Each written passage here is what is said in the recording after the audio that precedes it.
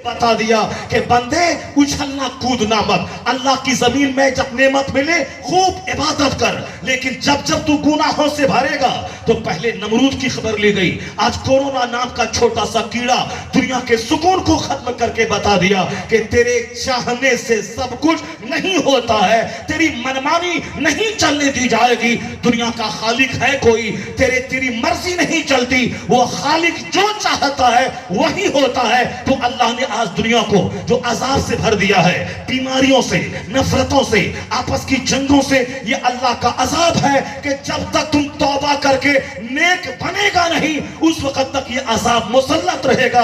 और ये पैगाम जलसा देता है कि सच्ची तौबा करके तुम नेक बनो, आज भी रहमतों की बारिश नाजिल होगी, आज भी दुनिया रहमतों से भर जाएगी। जो अल्लाह अजाब देना जानता है वो अल्लाह अजाब दूर करके रहमतों का कहवारा बनाना भी जानता है।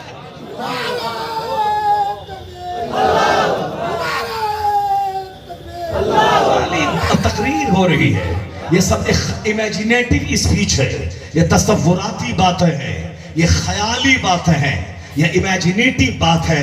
इमेजिनेटिव बात नेताओं की हो सकती है, ख्याली बात फिल्म के एक्टर की हो सकती है जिसका हकीकत से कोई ताल्लुक नहीं है।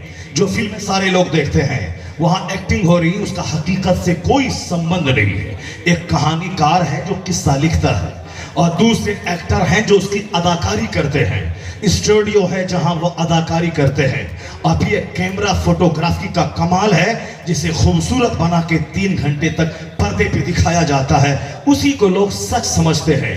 हमारे बच्चे भी उसी की नकल करते हैं और जवान भी उसी की नकल करते हैं, जबकि उनका ओरिजिनल हुस्न देखा जाए तो थूक फेंकने को जी चाहेगा।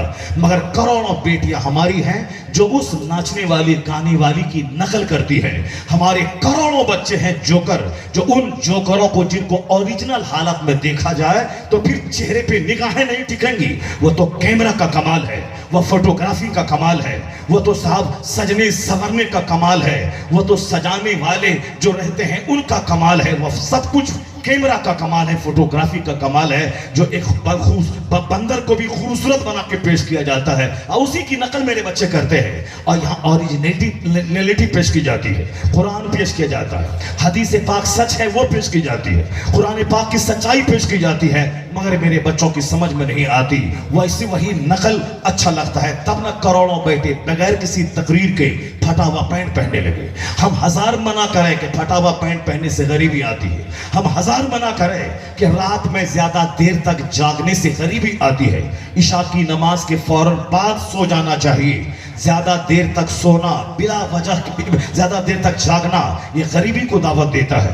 हाँ, जो इबादत कर रहे हैं, तिलावत कर रहे हैं, जो पूरी रात जाकर कुरान पाक पढ़ रहे हैं, पूरी रात जाकर किताब लिख रहे हैं, वह दूसरी बात। बिला वजह दुनिया की बातें करना, बहार शरीयत में हुजूर सदरुल शरिया ने लिखा है कि इशा की नमाज के बाद दुनिया की बातें करना मकरूह है। अलबत्ता मेहमान अगर आ जाएं, उनकी दिलजोई की खातिर उनसे थोड़ी देर के लिए बात की जा सकती है, ताकि मेहमान ये न समझे कि मेरे आने को साहिब खाना बोझ समझ रहा है, इसलिए थोड़ी देर उनके पास बैठ के उनके दिल बहलाने के लिए बात की जा सकती है।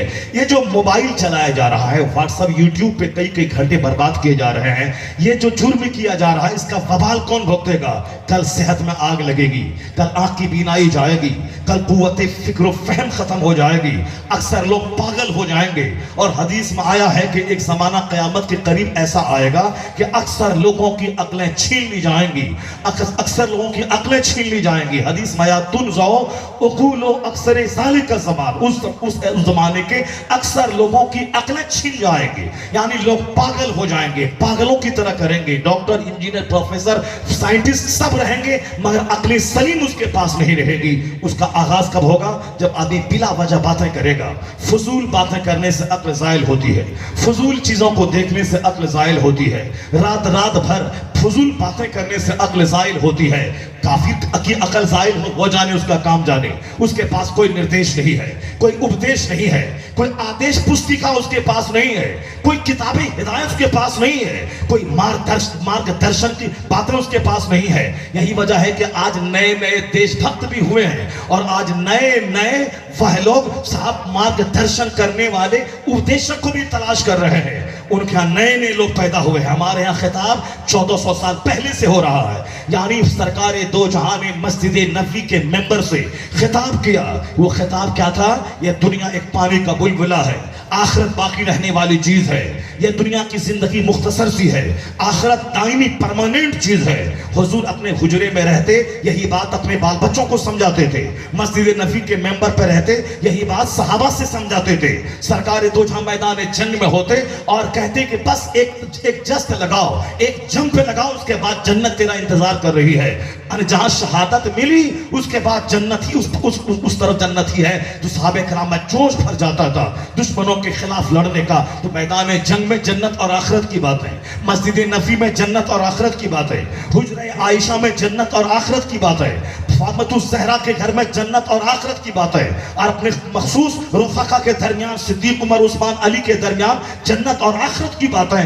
یہ مصطفیٰ جان رحمت نے جو واز کیا ہے، نصیحت کی ہے، جو اپدیش دیا ہے، یہاں تک کہ جمعہ کے دن کے خطاب کو شرط قرار دے دیا گیا. اس وقت تک جمعہ کی نماز نہیں ہوگی جب تک کہ اس میں واز نہ ہوگا. خطبہ جمعہ مشروط ہے جمعہ کی نماز کے ساتھ. جیسے بغیر وضو کے نماز نہیں ہوگی، اسی طرح بغیر خطبہ جمعہ کے جمعہ کی نماز نہیں ہوگی. یعنی ہر جمعہ کے دن کمپلسریلی چاہے 5 منٹ کا چاہے 5 منٹ کا ہو خطاب ضروری ہے. وہ خطبہ جمعہ جس میں واز ہوتا ہے ان اللہ یامر بالعدل والاحسان وایتاء ذی القربی، یہ واز ضروری ہے تاکہ ہر جمعہ ہفتے میں ایک بار کمپلسریلی لوگوں تک نصیحت کا پیغام پہنچے. یہ نئے نئے اپدیشک بنے ہیں، نئے نئے بیداری اس میں آئی ہے. یہ صاحب مراری باپو ہے، یہ صاحب روی شنکر جی ہیں، یہ صاحب اتراکھنڈ کے رام دیو جی ہیں، یہ فلاں صاحب ہے. کوئی ہیلتھی زندگی کا ٹپس بتا رہا ہے، کوئی مالدار بننے کا طریقہ بتا رہا ہے. ہم لوگ سمجھا تھا کہ صاحب یہ فزکس کیمسٹری بایولوجی بتائے گا، ہم نے تو سمجھا تھا زولوجی اور بوٹنی کا فارمولا بتائے گا، ہم نے تو سمجھا تھا کہ نیتا جی ہیں یہ بجلی سڑک اور پانی کی بات کریں گے. مگر کچھ لوگوں کے دماغ میں جنون چڑھا ہوا ہے، بجلی ہو نہ ہو، پانی ہو نہ ہو، سڑک بنے نہ بنے، ہمیں نہیں چاہیے پانی سڑک بجلی، ہمیں صرف ایک وہی آدمی چاہیے جو کلمہ پڑھنے والوں کے ہوش ٹھکانے لگا دے، جو ان کی اوقات یاد دلا دے. نہیں بجلی پانی سڑک چاہیے، ہمیں نہیں ڈیولپمنٹ چاہیے، ہمیں نہیں ترقی چاہیے، بس ایک آدمی چاہیے. اس طرح کے جنون قسم کے لوگ بھی پاگلوں کی طرح باتیں کر رہے ہیں. اسے ڈیولپمنٹ سے، اسے وکاس سے، اسے ترقی سے کوئی لینا دینا نہیں ہے. اسی طرح سے ان کا معمول تھا کہ ہم جیسے چاہیں جئیں، جب چاہیں سوئیں، جیسے چاہیں رہیں، جیسے چاہیں کھائیں پیئیں. کوئی اپدیش نہیں، کوئی نصیحت نہیں. شراب پینا ہے، سور کھانا ہے، رات بھر ناچنا ہے، شادی بیاہ میں ڈانس کرنا ہے، جیسے سود کھانا ہے، دولت بڑھانا ہے. یہ سب کچھ وہاں تھا، سود تھا، وہاں پہ ناچ تھا، وہاں گانے تھے، وہاں شراب تھی، وہاں صاف زندگی گزارنے کا کوئی اصول نہیں تھا. لیکن آج تازہ جوان ہوئے ہیں یہ لوگ. اب ان کے ہاں اپدیش چل رہا ہے. جہاں 72 گھنٹوں کا وہ ٹناٹن ہوتا تھا، اب وہاں اپدیش آ رہا ہے، وہاں مارگدرشن آ رہا ہے، وہاں نصیحتیں آ رہی ہیں کہ ایسے کھائیے، ایسے پیجیے، ایسے رہیے، ایسے زندگی گزاریے. ان کے لوگ 1 لاکھ کی تعداد میں ان کے پاس جا رہے ہیں اور اپنے اپدیشک کی بات سن رہے ہیں. انہوں نے کہا کہ آپ رات میں زیادہ دیر تک نہ سوئیں اور اندھیرے میں سوئیں، لائٹ میں نہیں سوئیں. اب تازہ چونکہ جوان ہوئے ہیں اور تازہ نصیحت سن رہے ہیں، اس لیے ان کا جوان بوڑھا، ان کی عورتیں، ان کے مرد، سارے لوگ اپنے اپدیشک کی بات کو گرا باندھ کے رکھ لیتے ہیں. چلے جائیں بمبئی، چلے جائیں بنگلور، چلے جائیں چنئی، چلے جائیں کلکتہ، جو ان کا علاقہ ہے، رات کے 10 بجے کے بعد ساری لائٹیں آف ہو جاتی ہیں. یہاں تک کہ اسٹریٹ لائٹ صرف جلتی رہتی ہے اور بعض جگہوں پہ اسٹریٹ لائٹ کو بھی بجھا دیا جاتا ہے، چونکہ اندھیرے میں گہری نیند آتی ہے اور اندھیرے میں گہری نیند آتی ہے، آنکھ کو بھی سکون ملتا ہے. تو اب ان کے اپدیشک نے بتایا، ان لوگوں نے ان کی بات مانی. اور ہمارے ہاں اگر 10 کمرے ہیں اور ہر کمرے میں 5 بلب ہیں تو سارے بلب جلتے رہتے ہیں اور پھر اس اجالی میں سویا جاتا ہے اور اندھیرے سے نفرت پیدا ہو رہی ہے. ان کے ہاں باتیں اپدیشک کی مانی جا رہی اور ہم چلا رہے ہیں. 1400 سال سے ہمارے آبا و اجداد چلا رہے ہیں کہ سونے کا یہ ڈھنگ ہے، پیشاب پخانے کا یہ ڈھنگ ہے، کپڑا پہننے کا یہ ڈھنگ ہے. وہ تو نئے ڈھونڈتے ہیں کہ بات کہاں سے لاؤں، تو ہماری کتابیں پڑھ کر کے وہ بات لاتے ہیں. یہ مذہب اسلام کا در امتیاز ہے کہ ماں کی گود سے لے کے قبر کی گود تک، یعنی جب بچہ پیدا ہو تو پہلی غذا منہ میں کیا جائے، جب بچہ پیدا ہو تو پہلی آواز کان میں کیا جائے، یہ اسلام کہتا ہے.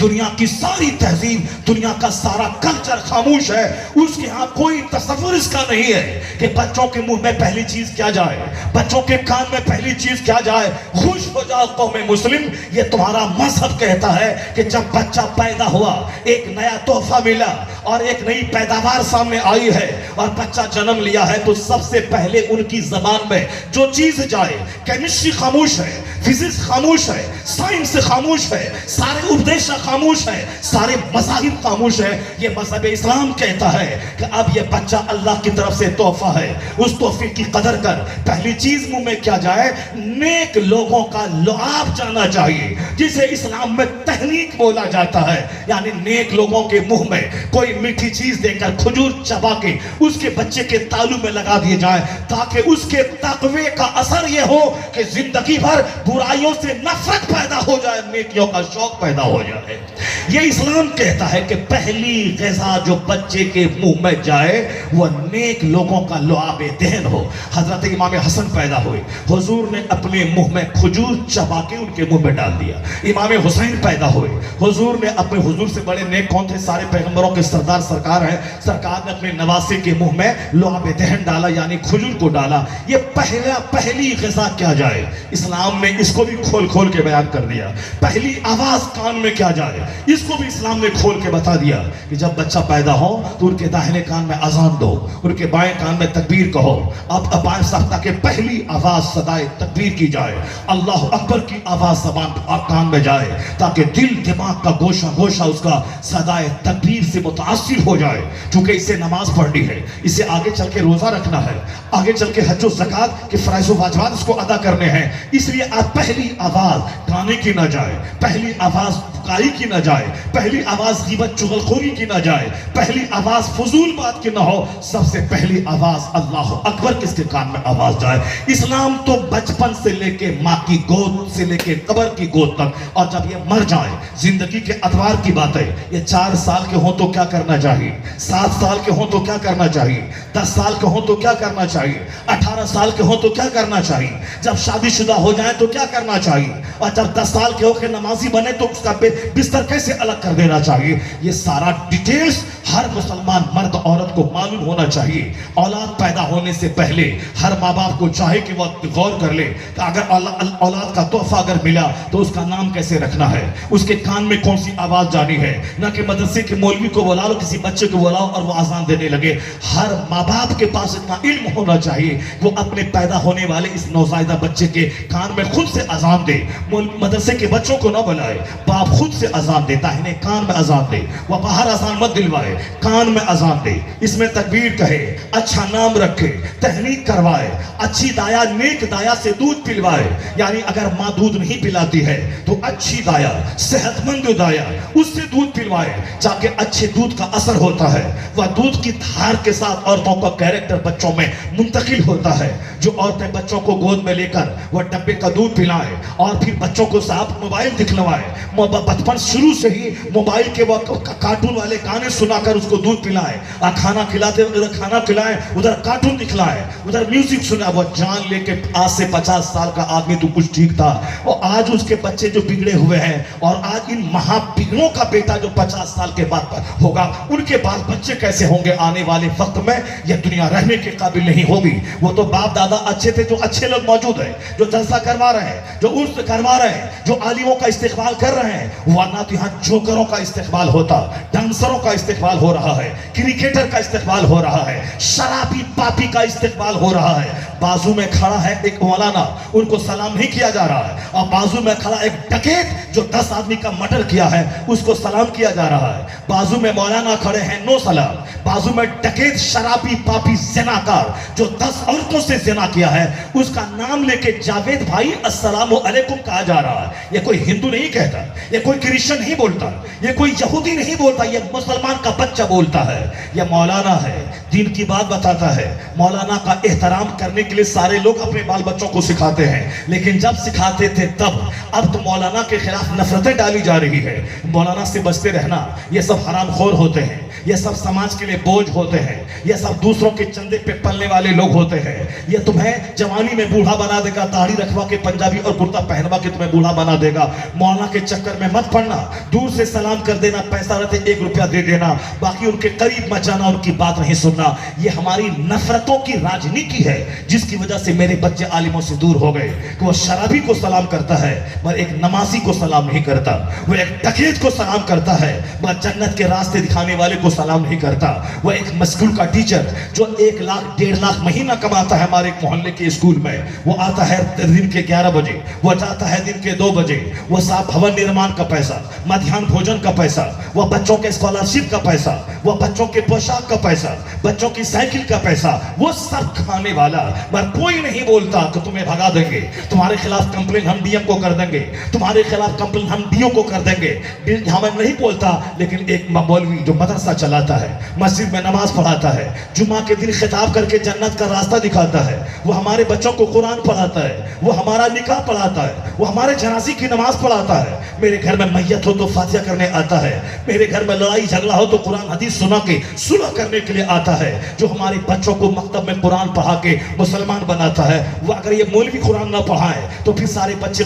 بغیر قرآن پڑھے رہ جائیں، یہ نماز نہ پڑھائیں تو جماعت کا نظام چربر آ جائے، مگر ہم انہی کے خلاف، ان کے خلاف تیور خطرناک کرتے ہیں کہ یہ مولوی ہم میرے رحم و کرم پہ زندہ رہتا ہے، ان کو سلام کیا جاتا ہے ڈکیت کو، ان کو سلام نہیں ہے، چوروں کو سمان دیا جاتا ہے، ان کو کوئی سمان نہیں۔ یہی ریزلٹ ہے کہ آج بچے مجھ کو آنکھ دکھلاتے ہیں، بچے میری چھاتی پہ چڑھ کے مارتے ہیں، بچے میری قبر پہ نہیں جاتے ہیں، بچے میرے جنازے کو شریک نہیں ہوتے ہیں، یہ بچے غیروں سے دوستی اور ماں باپ سے دشمنی کرتے ہیں۔ اس میں 100% قصور اس ماں باپ کا ہے جو عالموں سے دور کرنے کی کوشش کی کہ ڈکیتوں سے دوستی کرنا تاکہ تیرا سارا سماج ڈرے گا، تم باہوبلی کے ساتھ دوستی کرنا ورنہ یہ سماج کے لوگ زندہ نہیں رہنے دیں گے، تمہیں باہوبلی سے دوستی کرنا، فلاں انصاری سے دوستی کرنا، فلاں جادو سے دوستی کرنا۔ یہی وجہ ہے کہ گاؤں سماج کے سارے لوگ انصاری کے گروپ میں داخل ہونا چاہتے ہیں، وہ جادو کے گروپ میں داخل ہونا چاہتے ہیں، وہ سنگھ کے گروپ میں داخل ہونا چاہتے ہیں۔ بہار میں کوئی فیضان گروپ ہے،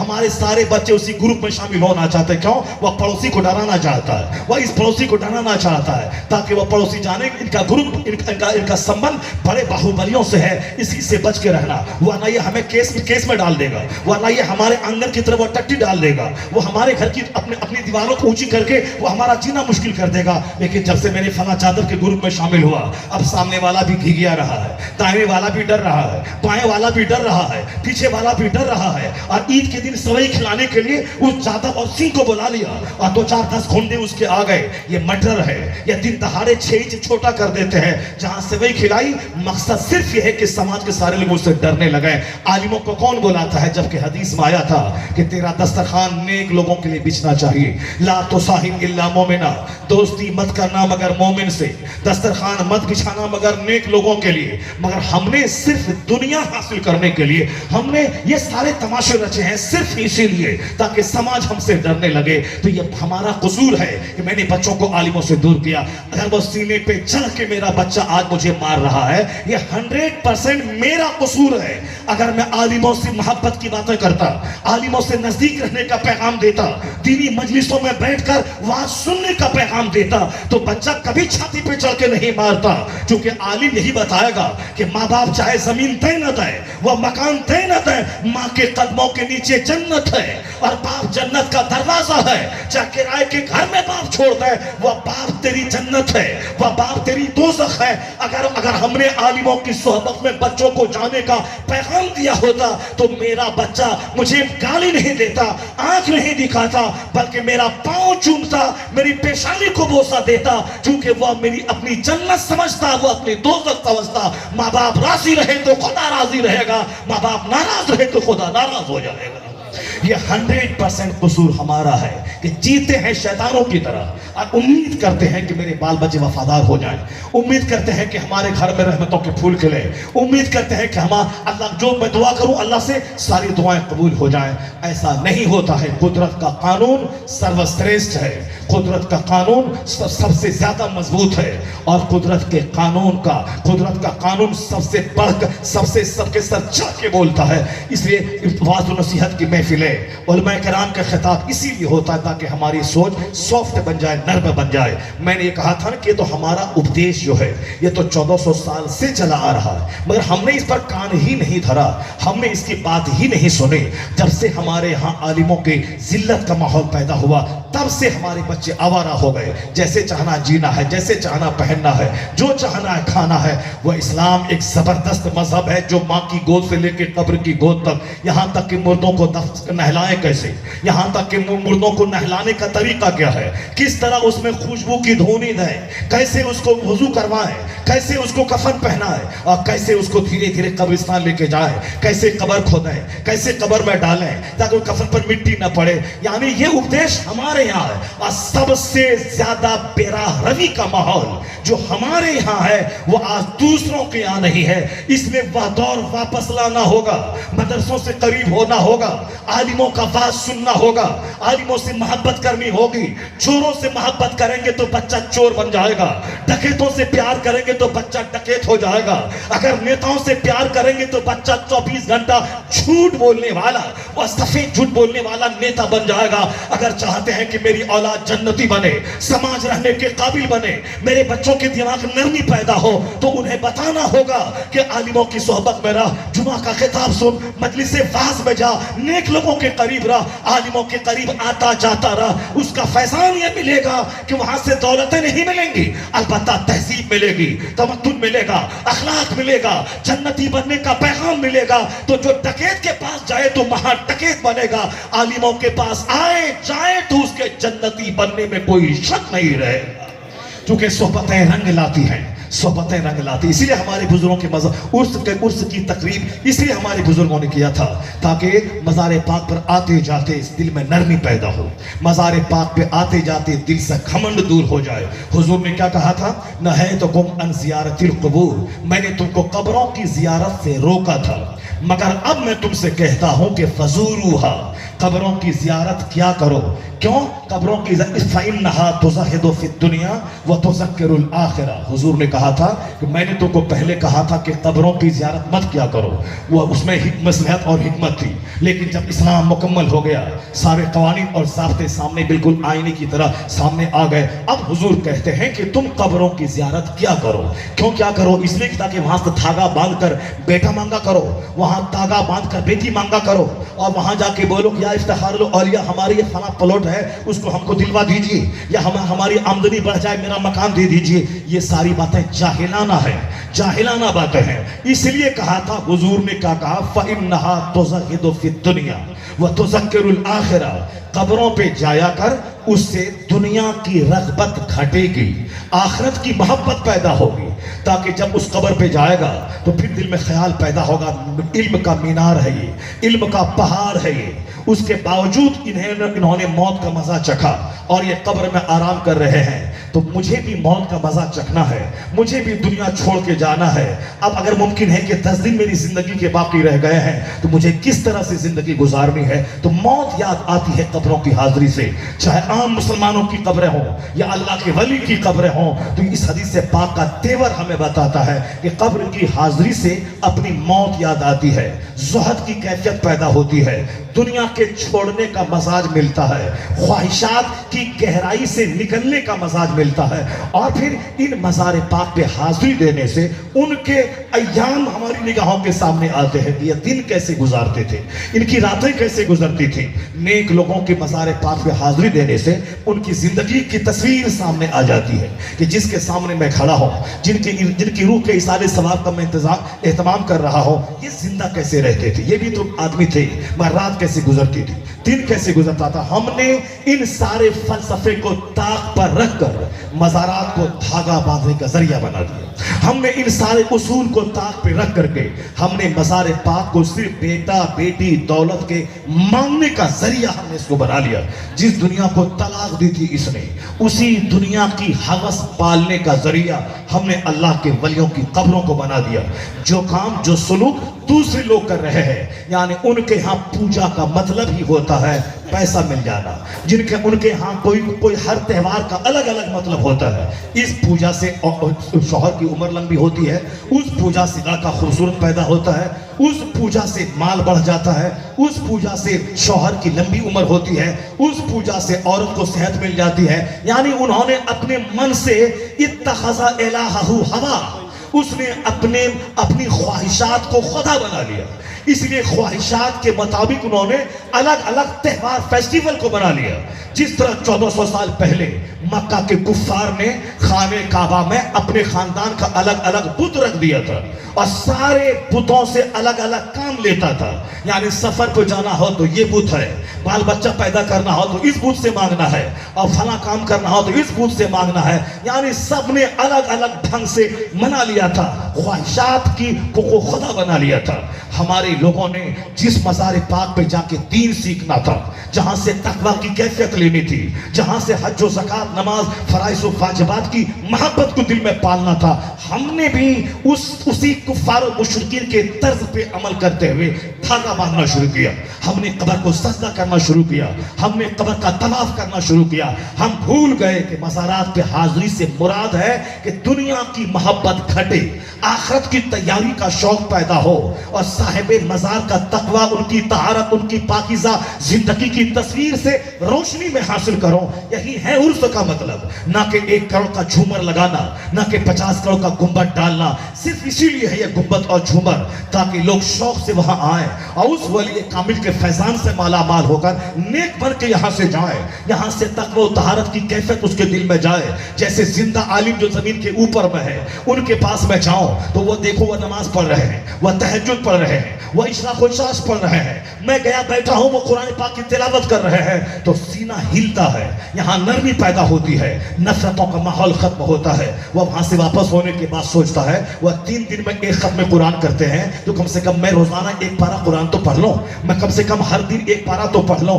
روز آتے جاتے رہنے سے قرآن پڑھنے کا مزاج ملتا ہے. اور جب تک یہ مزاج تھا, جب تک افتخار الاولیاء زندہ تھے, لوگوں کی بھیڑ لگی رہتی تھی. کوئی صاحب فارسی لے کے آ رہے ہیں, کوئی عربی لے کے آ رہے ہیں, کوئی سلوک کی کتاب لے کے آ رہے ہیں, کوئی اپنا مطلب لے کے آ رہے ہیں. حضرت اپنے کام میں مست رہے, وہ ذکر و اذکار کر رہے ہیں, تلاوت کر رہے ہیں. یہاں وہ لوگ نہیں سمجھ پائیں کہ افتخار الاولیاء کون تھے, جو 5 وقت کی نماز بھی قاعدے سے نہ پڑھتے ہوں. وہ کیا جانے کہ سب سے کثیر العبادات افتخار الاولیاء کون تھے. وہ کیا جانے کہ تہجد گزاری کسے کہتے ہیں. وہ کیا جانے کہ 1,000 بار درود پڑھنا کسے کہتے ہیں. وہ کیا جانے کہ 1,000 بار کلمہ پڑھنا کسے کہتے ہیں. یہاں تو شرم محسوس ہوگی اپنی زندگی سے کہ 1 مہینے کا جدول آپ بنا لیں, 1 مہینے کا شیڈول آپ بنا لیں کہ آج 1 تاریخ ہے, فجر ظہر عصر مغرب عشاء کی کیا کیفیت ہے, 5 نمازیں با جماعت مسجد میں ادا ہوئی یا نہیں ہوئی. 4 دن کے بعد پتہ چل جائے گا کہ میں کہاں ہوں اور میری اوقات کیا ہے. اور نماز 5 جگانہ پابندی سے ادا کرنا یہ کتنی بڑی نعمت ہے جو ہزاروں لاکھوں میں کسی کو یہ نعمت حاصل ہوتی ہے. وہ کیا جانے کہ نماز 5 جگانہ با جماعت پڑھنے کے بعد فجر کے بعد 1 گھنٹے کا وظیفہ کیسا ہوتا ہے. وہ کیا جانے دلائل الخیرات شریف کا ورد کیسا ہوتا ہے. وہ کیا جانے رات میں سورہ یاسین, سورہ ملک, سورہ دخان, سورہ سجدہ, سورہ مزمل پڑھنے کی برکتیں کیا ہوتی ہیں. وہ کیا جانے کہ رات کے 12 بجے کے بعد اٹھ کر تہجد کی نماز پڑھنے کی برکتیں کیا ہوتی ہیں. وہ کیا جانے کہ صاحب 3 بار قل اعوذ شریف پڑھ کر پانی میں دم کر دے تو صاحب ایک مردہ جسم میں جان پیدا ہو جائے. یہ برکتیں کہاں سے پیدا ہوتی ہیں. ایک تعویذ لکھ دے تو ایک کوئی بے اولاد ہو, وہ صاحب اولاد کیسے ہوتے ہیں. اسے کیا خبر جو نماز 5 جگانہ بھی ٹھیک سے ادا نہ کرتے ہو, اور وہ یہاں کے دھاگا باندھ رہا ہے, وہ یہاں کے سجدہ کر رہا ہے, وہ یہاں کے طواف کر رہا ہے. سرکار اعلیٰ حضرت کی تعلیمات کو طاق پہ رکھنے والا اعلیٰ حضرت نے حاضری کے آداب بتائے تھے کہ اللہ کے ولیوں کے مزار پہ جب جاؤ 4 ہاتھ دوری پہ رہنا. پر ہم لوگوں نے اس قانون کو طاق پہ رکھا, اور جب جا کے بازار کے قریب چلے گئے, وہاں جا کے منہ لگا دیا. جو صبح سے لے کے شام تک 50 بار جھوٹ بولتے ہیں, ایک بار جھوٹ بولنے سے منہ میں اتنی بدبو پیدا ہوتی ہے کہ کئی میل دور فرشتے ہو جاتے ہیں. اور جو 24 گھنٹے جھوٹ بول رہا ہو اس کے منہ سے بدبو کا آنا طے ہے, اس کی روزی کا کھٹ جانا طے ہے. ہم لوگ جو کہ نہیں سمجھ پاتے, 20 سال کے بعد جب کاروبار ٹھپ ہوتا ہے تب وہ 50 عاملوں کے پاس جا کے دوڑ کر کے تعویذ کروا کے کاروبار کیوں ٹھپ ہو رہا ہے یہ بھول جاتے ہیں کہ جھوٹ سے روزی گھٹتی ہے. پہلے وشواس نہیں تھا, پہلے بولتے ہیں سب کہنے کی باتیں ہیں, تصوراتی باتیں ہیں, وہ سب کتاب کی باتیں ہیں, وہ پریکٹیکل میں نہیں آتی ہیں. لیکن اللہ کے نزدیک 100 سال 1 سیکنڈ ہے. اس کو بات جان لیں آپ, دنیا کا 100 سال 1 سیکنڈ ہے, قیامت کا ایک دن 50,000 سال کے برابر ہے. اس کے مقابلے میں دنیا کا 100 سال 1 سیکنڈ ہے.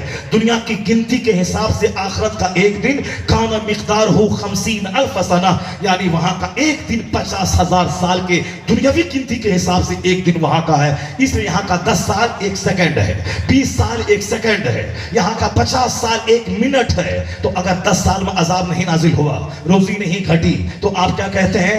آپ بولتے تھے جھوٹ بولنے سے روزی گھٹتی ہے. فارسی کی پہلی میں لکھا ہے دروغ روزی رب کا ہاتھ, جھوٹ روزی کو گھٹاتا ہے. اس کی روزی تو بڑھتی جا رہی ہے, اس کی وہ تو مالدار بنتا چلا جا رہا ہے. یہ تو نیتا ہے, یہ تو جھوٹ بولتا ہے, پھر بھی بڑا بنگلہ بناتا جا رہا ہے. 10 20 50 سال 1 سیکنڈ ہے اللہ کے نزدیک. اس لیے کبھی بھی بد یقین, کبھی بھی کمزور یقین والا مت بننا, کبھی بھی بد یقینی کا شکار, بے یقینی کا شکار مت ہو جانا کہ اللہ نہیں ہے. اللہ فوری عذاب نہیں کرتا. قرآن شریف میں آیا ہے کہ تم جلدی میں ہو, اللہ جلدی میں نہیں ہے. تم جلدی میں ہو, تم سوچتے ہو کہ جھوٹ بولا آج زمین میں دھس جائے. تم جلدی میں ہو, یہ نماز چھوڑا آج آسمان سے پتھر گر جائے. تم جلدی میں ہو, یہ سود کھایا اس کا کاروبار ٹھپ ہو جائے. تم جلدی میں ہو, اللہ جلدی میں نہیں ہے. اللہ رب العزت کے نزدیک 100 سال 1 سیکنڈ ہے. اگر اللہ تعالیٰ عجلت سے کام لے اور ہمارے من کے مطابق فیصلہ لے تو نہ ہم پیدا ہوتے, نہ تمہارے اور ہمارے باپ پیدا ہوتے. یہ دنیا بہت پہلے ہی ختم ہو گئی ہوتی. جہاں گناہ پر گناہ دیکھا فوراً زمین میں دھسا دیتا. تو میرا پرنانا جو 200 سال پہلے نماز چھوڑا تھا فجر کی, اسی دن وہ زمین میں دھس جاتا. میرا دادا جو ظہر کی نماز چھوڑا تھا وہ اسی دن آسمان سے پتھر گرتا وہ مر جاتا. جب دادا ہی مر جاتا تو باپ کہاں سے پیدا ہوتا, اور جب باپ ہی نہ ہوتا تو میں کہاں سے پیدا ہوتا, اور جب میں ہی نہ ہوتا تو میرا بچہ کہاں سے پیدا ہوتا. اس لیے اگر ہمارے من کے مطابق اگر سارا کام ہو جائے کہ وہ سود کھاتا, آپ بولتے ہیں سود کھانے سے دولت گھٹتی ہے, وہاں تو دولت بڑھ رہی ہے. آپ بولتے ہیں نماز چھوڑنے سے, فجر کی نماز جو چھوڑتا ہے اس کے چہرے کا نور ختم ہوتا ہے, وہ تو صاحب لپسٹک اور صاحب فیئر اینڈ لولی لگا کے چہرہ اس کا چمکدار ہو رہا ہے. آپ کہتے ہیں کہ فجر کی نماز سے چہرے پہ نحوست طاری ہو, نماز چھوڑنے سے چہرے پہ نحوست طاری ہوتی ہے, وہ تو چہرہ چمک رہا ہے. آپ کہتے ہیں ظہر کی نماز چھوڑنے سے روزی گھٹ جاتی ہے, وہ تو پیسے پہ پیسے کما رہا ہے. آپ بولتے ہیں عصر کی نماز چھوڑنے سے بدن سے طاقت ختم ہوتی ہے, وہ صاحب بالکل بھینس بنتا جا رہا ہے. اور آپ بولتے ہیں مغرب کی نماز چھوڑنے سے اولاد کی فرما برداری ختم ہوتی ہے, اس کے پاس تو 4 بیٹے ہیں, چاروں بیٹے پاپا پاپا ابو ابو کہتے رہتے ہیں. آپ کہتے ہیں جو مغرب کی عشاء کی نماز چھوڑ دے نیند سے راحت ختم ہو جاتی ہے, وہاں تو صاحب نیند ایسی گہری نیند بھینس کی لیتا ہے کہ اس کی آواز, خراٹی کی آواز آس پاس کے پڑوسیوں کی نیند توڑ دیتی ہے, خراٹی کی آواز. پھر کہاں گئی وہ باتیں کہ فجر کی نماز چھوڑنے والے کے چہرے کا نور ختم ہوتا ہے, کہاں گئی وہ باتیں ظہر کی نماز چھوڑنے والے کی روزی سے برکت ختم ہوتی ہے, کہاں گئی وہ باتیں کہ عصر کی نماز چھوڑنے والے کے بدن سے طاقت ختم ہوتی ہے, کہاں گئی وہ باتیں مغرب کی نماز چھوڑنے والے سے کہ اس کے اولاد سے فرما برداری ختم ہو جاتی ہے, کہاں گئی وہ باتیں کہ عشاء کی نماز چھوڑنے والے کی نیند سے راحت ختم ہو جاتی ہے. چونکہ ہم عجلت میں ہیں, ہم جلدی تلاش کرتے ہیں, ہم کو دنیا چاہیے چاہے جنت ملے نہ ملے, ہم کو اس دنیا کا مال چاہیے چاہے مرنے کے بعد 99 اژدہا سانپ قبر میں مسلط ہو جائے. ہم کو صرف مال دنیا کا چاہیے, آخرت کو کون دیکھا ہے, ہمیں دنیا چاہیے, آج دولت چاہیے, آج بیٹی کی شادی میں خرچ کرنے کے لیے 50 کروڑ روپے چاہیے, آج ہمیں گونڈا کا سب سے بڑا مال بک کرنا چاہیے, اور آج ہمیں اپنی بیٹی کی شادی وہ صاحب سنگاپور اور سوئٹزرلینڈ جا کے کرنا چاہیے. آج چاہیے, آج نظر کے سامنے دنیا ہے, تم جلدی میں ہو اللہ جلدی میں نہیں ہے۔ جن لوگوں نے ترکی میں کروڑوں کا گھر بنایا، جن لوگوں نے 50 کروڑ کی کاریں خریدی، وہ جو جلدی میں تھا کہ جلدی مکان ملے، جلدی کار ملے، جلدی بال بچے ڈاکٹر بن جائے، جلدی میرے گھر میں میرا گھر مال بن جائے، جلدی میرے گھر میں ہیرے جواہرات سونے چاندی یہ ساری نعمتیں میرے گھر میں آ جائیں، وہ ساری چیزیں جلدی میں تو آ گئی۔ اس کے بعد اسے کیا خبر تھی یہ ساری نعمتوں کے آنے کے بعد کیا ہوتا ہے؟ اس لیے بندہ جلدی میں ہے، اللہ جلدی میں نہیں ہے۔ اللہ اگر جلدی میں ہوتا تو دنیا بہت پہلے ختم ہو گئی ہوتی۔ آج یہ دنیا ہم تک نہیں پہنچتی، کیوں؟ کہ فجر کی نماز جب چھوڑا میرا 500 سال پہلے والا دادا وہی وہ مر جاتا زمین میں دھنس جاتا، تو نہ میرا وہ پردادا پیدا ہوتا، نہ دادا پیدا ہوتا، نہ میرا باپ پیدا ہوتا، نہ میں پیدا ہوتا۔ ان اللہ نے پردہ ڈالا عیوب پر، اس لیے میں دنیا میں آج پیدا ہو رہا ہوں۔ اللہ نے میرے دادا کے عیوب پہ پردہ ڈالا، اللہ نے میرے باپ کے عیوب پہ پردہ ڈالا۔ اللہ نے جلدی عجلت سے کام نہیں لیا، اللہ نے مہلت دے دی تاکہ بندہ توبہ کر لے، اللہ نے مہلت دے دی تاکہ بندہ توبہ کر کے نیک بن جائے۔ اللہ نے مہلت دی، اسی مہلت کا انعام ہے کہ میں پیدا ہوا، میں آج دنیا کو دیکھ رہا ہوں۔ ورنہ جلدی آج درخت لگایا کل پھل ہو جائے، عجلت سے نہیں۔ اللہ فرماتا ہے کہ تم جلدی میں ہو اللہ جلدی میں نہیں ہے، اس لیے فوری اللہ عذاب نہیں دیتا۔ اگر اللہ فوری عذاب نازل کر دے تو دنیا نہیں رہتی، بہت پہلے تباہ ہو گئی ہوتی۔ اس لیے آج وہ بولا آج ہی تباہ ہو جائے، آج بولا بھگا دیں گے، آج ہی وہ زمین میں دھنس جائے۔ لوگ کہتے ہیں کہ کہاں ہے اس کے لیے موت، کہاں ہے اس کے لیے ذلت؟ ایسا نہیں ہوتا، تم جلدی میں ہو اللہ جلدی میں نہیں ہے۔ قرآن شریف میں کئی جگہوں پہ اس طرح کی آیتیں نازل ہوئی ہیں کہ بل تؤثرون الحیات الدنیا والآخرۃ خیر وابقیٰ۔ تم دنیا کی زندگی کو پریفر کرتے ہو، دنیا کی زندگی کو ترجیح دیتے ہو، دنیا کے آرام کے لیے لالائیت اور بے چین رہتے ہو، جبکہ اللہ کہتا ہے والآخرۃ خیر وابقیٰ، آخرت ہی سب سے بہتر ہے، آخرت ہی باقی رہنے والی چیز ہے۔ اصل عزت وہاں کی، اصل ذلت وہاں کی، اصل آرام وہاں کا، چونکہ وہاں کا ایک دن 50,000 سال کے برابر ہے۔ ایسے ہی ان لوگوں نے 1 لاکھ کی نوکری نہیں چھوڑ دی، ایسے ہی اللہ کے ولی نے ہیرے جواہرات کو ندی میں نہیں پھینک دیا، ایسے ہی ان لوگوں نے دنیا کی خواہشات کو پاؤں کے نیچے نہیں دفن کیا، چونکہ میں صرف تلاوت کرتا ہوں اور اللہ والے اس تلاوت کی گئی آیتوں پہ عمل کرتے تھے۔ ہم صرف جانتے ہیں کہ ہاں آخرت باقی رہنے والی چیز ہے، مگر دل میں رہتا ہے کہ جلدی سے دنیا ملے، اور یہ بھی ہوتا ہے کہ دنیا بھی ملے اور جنت بھی ملے، اور جنت کا کام کرے نہ کرے، دنیا کے چند سکے کے لیے 30 سال پڑھائی کرنی ہے، اور دنیا کے چند سکوں کے لیے کمپٹیشن فیس کرنا ہے، 18 گھنٹے اسٹڈی کرنی ہے، اس کے بعد ایک نوکری لینی ہے اور 1.5 لاکھ روپے مہینہ کمانا ہے، اچھا سے کھا پی کے گھر بنایا لون لے کر، پھر 60 سال کے بعد ریٹائر کر کے موت کا انتظار کرنا ہے۔ ایسے ہی نہیں تھا حضور مخدوم شرف الدین یحییٰ منیری، ایسے ہی انہوں نے دنیا کو طلاق نہیں دیا۔ حضرت مولا علی نے کہا دنیا سج دھج کے آئی تھی، میں نے دنیا کو طلاق دے دیا۔ ولی بننے کے لیے ضروری ہے کہ آدمی دنیا سے رخ موڑ لے، آدمی دنیا کو ترجیح نہ دے، آخرت کو دائمی اور باقی رہنے والی چیز سمجھے، اس کو اپنی ایکٹیویٹی سے ثابت کرے۔ جھوٹ سے 1 کروڑ روپے آ رہے تھے، رشوت سے 1 کروڑ آ رہا تھا، مگر میں نے حلال کا 1 روپیہ کو ترجیح دیا اور میں نے حرام کے 1 کروڑ روپے کو لات مار دیا۔ یہ ہے جو بولا اس کو کر کے دکھلا دیا، پریکٹیکل میں کرنا۔ ایسے ہی ہزاروں کی بھیڑ نہیں ہوتی ہے، ایسے ہی لاکھوں کی بھیڑ نہیں لگتی ہے، ایسے ہی اس کو عزت کا پروانہ نہیں ملتا ہے۔ ان لوگوں نے پریکٹیکل میں سینے پر صبر کا پتھر رکھ کر یہ فیصلہ لیتے ہیں، یہ وہ لوگ اللہ والے لوگ ہوتے ہیں۔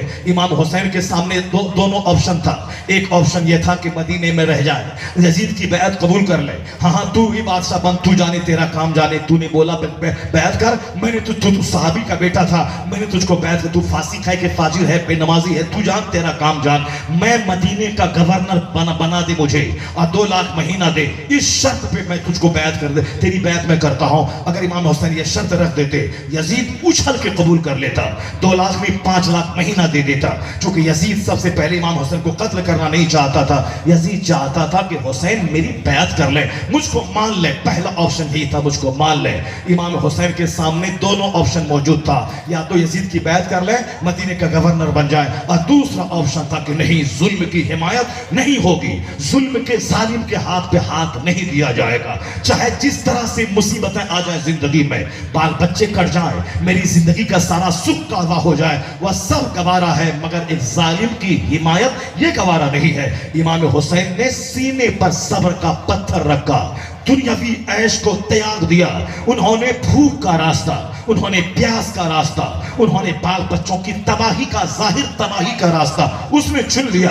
तब अपने बाल बच्चों समेत मदीना छोड़ के मक्का गए, मक्का छोड़ के करबला आ गए। जब वहां चारों तरफ से घेर लिया, कोई दूसरा शख्स होता तो वहां भी घुटने टेक देते, अपने बाल बच्चों का चेहरा देखकर यजीद की बैत कर लेता। मगर हुसैन आजम ने जो फैसला मदीने में लिया, अगर मैं आराम से बैठ के खाऊं पीऊं गवर्नर बनकर तो मेरा तो अपना भला हो जाएगा, आराम से रहूंगा और वक्त मुकर्रर पे मर जाऊंगा और जन्नत भी हाथ से नहीं जाएगी, क्योंकि जन्नत के मालिक ने कह दिया है कि हसन हुसैन जन्नती नौजवान के सरदार हैं। वो सारी जिंदगी मदीने में रहते, मस्जिद नबी में इमामत करते, मदीने वाले अकीदत से हाथ पांव चूमते रहते, आराम से खाते पीते और इंतकाल कर गए होते। आज मस्जिदों मेहराब से, मेंबर से, करोड़ों ज़बान से हुसैन आजम की इमामत का खुतबा नहीं पढ़ा जाता, क्योंकि आराम की जिंदगी में गुजार के अपना भला करके चले जाते और जन्नत भी मिल गई होती। लेकिन आज 1400 साल के बाद करोड़ों नाम के साथ लफ्ज़ हुसैन नहीं जुड़ा रहता और आज हर जगहों पे हुसैन की अजमत का तराना नहीं गूंजता। हुसैन आजम ने कड़ा फैसला लिया, तर्के दुनिया का फैसला लिया,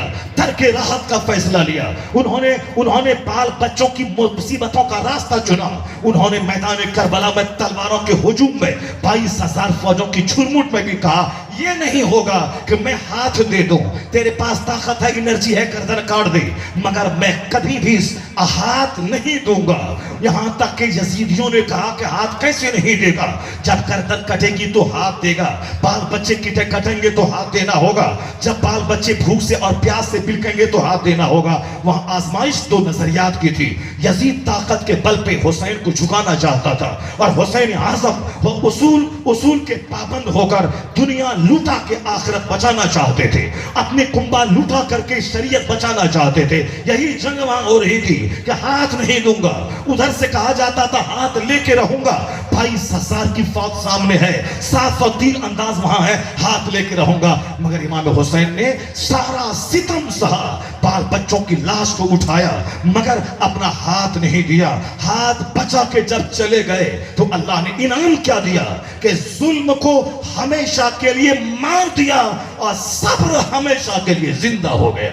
हुसैन आजम ने सब्र किया। आज हुसैन जिंदा है, यजीद नहीं। आज हजरत मुस्लिम बिन औसजा जिंदा है, आज अब्दुल्लाह इब्न ज़ियाद नहीं।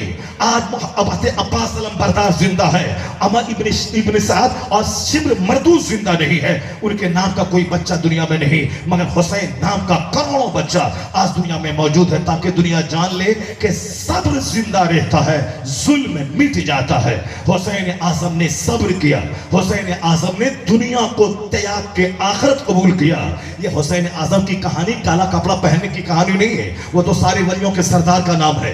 हुसैन आजम सुल्तान औलिया का नाम है। हुसैन आजम सारे औलिया सालिहीन क़यामत तक जो पैदा होंगे सबके इमाम का नाम है, इमामुल औलिया है हुसैन, सुल्तानुल औलिया है हुसैन। तो हुसैन ने दुनिया को थूक दिया। हुसैन आजम बेटा था किसका? मौला अली का। मौला अली ने कहा जाओ मैंने तुझको तलाक दिया, जाओ मैंने तुझको तलाक दिया, जाओ मैंने तुझको तलाक दिया। किसी ने पूछा हुजूर किसको तलाक दिया? कहा दुनिया सज धज के आई थी, मुझको कबूल कर लीजिए। क्यों मुशक्कत उठाते हैं, क्यों दिन दिन भर तलवारें चला के एक सूखी खजूर चोस करके ताकत हासिल करते हैं, क्यों सूखी रोटी जौ की पानी में भिगा के खाते हैं? मुझको कबूल कर लीजिए, आराम से गद्देदार बिस्तर पे सोइए, मैं आपके पास आती हूँ, आराम से पैसों के अंबार पे रहिए, आराम से जबरदस्त गेहूं की ताजी रोटी खाइए। मौला अली ने कहा कि मैंने तुझको तलाक दिया, मैंने दुनिया को तलाक दिया। जब बाप ने तलाक दिया तो वही दुनिया सच के हुसैन के सामने आई थी, हुसैन के बड़े भाई हसन के सामने आई थी। 40,000 अरब इमाम हसन के साथ मौजूद थे। वह कभी भी अमीर मुआविया को खिलाफत नहीं देते, क्योंकि 40,000 अरब आपके हाथ पर बैत कर चुके थे कटने मरने की। मगर हजरत इमाम हसन ने चौड़े दिल का मुजाहरा करते हुए खिलाफत अमीर मुआविया के सुपुर्द कर दी और वहां से वापस मदीना आ गए, ताकि एक आम जिंदगी इबादत में पूरा दिन गुजार के हम दुनिया से चले जाएं। बादशाहत कोई छोड़ता नहीं, गर्दन कटाना आसान है, कुर्सी की कुर्बानी बड़ी मुश्किल है। इस नहज से इमाम हसन भी शहीद आजम है, जिन्होंने कुर्सी की कुर्बानी दी है। ये कुर्सी की कुर्बानी नहीं देता, लोग अपनी औलाद को ज़बह कर देते हैं, लोग सारी चीजें कुर्बान कर देते हैं, मगर